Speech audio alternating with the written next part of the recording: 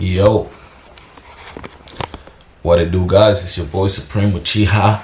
We've made it to chapter 2 of Insomnia, or Kimi wa Houkago Insomnia Ojiro Makoto. I'm just gonna call it Insomnia, man, because ain't nobody got time for this long ass names, you know what I'm saying?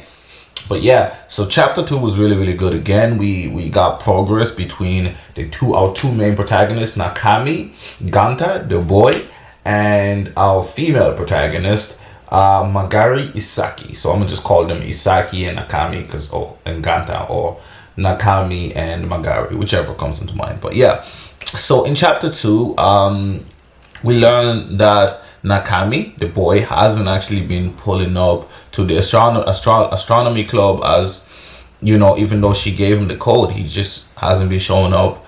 But mainly it's because he's just nervous about being around a girl, and he's self-conscious and all that shit. And he normally, girls don't get along with him because they think he's a bit whiny, a bit mean, or whatever.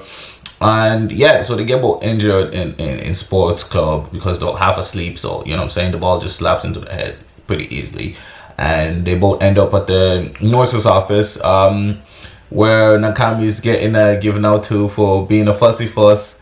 And yeah, we have a very fun interaction there. Then eventually, Nakami actually goes to join Magari, and you know, they she creates rules for the fort. She's like, oh, just because you slept once doesn't mean that like, you know, you're allowed all in my space. You know what I'm saying? Even though she essentially wanted it, because if you look at this, yeah, it kind of tells you, you know what I'm saying, she's vibing with the boy, she's feeling the boy, you know what I'm saying? So it's Gucci. It's very nice, very cute chapter. Again, you know, I don't feel like this is going to be a slow romance. I think it's going to be fast enough. So at the end of the chapter, they essentially make a deal. Well, she, as always, essentially creates the deal that they should just come there at night, you know, at the astronomy club, because instead of them being bored in their rooms, not being able to sleep, they might as well have fun at night. Just sneak out the house, pull up, and stay there till the morning, or, you know, go home in the morning to change or whatever, and go back to school. She's like, look, why don't we have fun? Like, there's no point of us just moaning and bitching and not enjoying ourselves. And sorry, I don't know if the focus is right. Autofocus sometimes is like really trash. But yes, she's like, look, what's the point of us being in bed, stressed out, not being able to sleep anyway, instead of us actually just coming here and having fun at night, playing games or doing whatever the hell it is, and, you know, enjoying ourselves, you know, instead of just being miserable all the time in bed. And I thought that was really cool. Like, for anyone that has insomnia, I know one or two friends that have kind of suffer from it. One that I went to secondary school with, and he suffered with it quite a lot. He was on a lot of medication, and yeah, he had to miss school a lot because of it.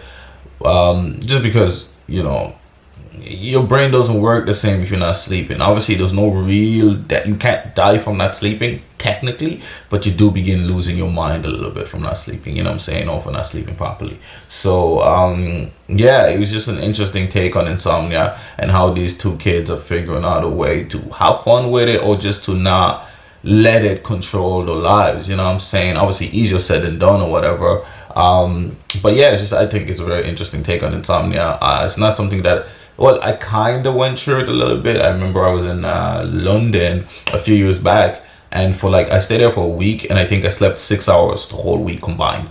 And it was weird, you know, especially at night, because you're anxious and you're just moving around and you can't bloody sleep. Next thing you look at the clock, it's 6 a.m.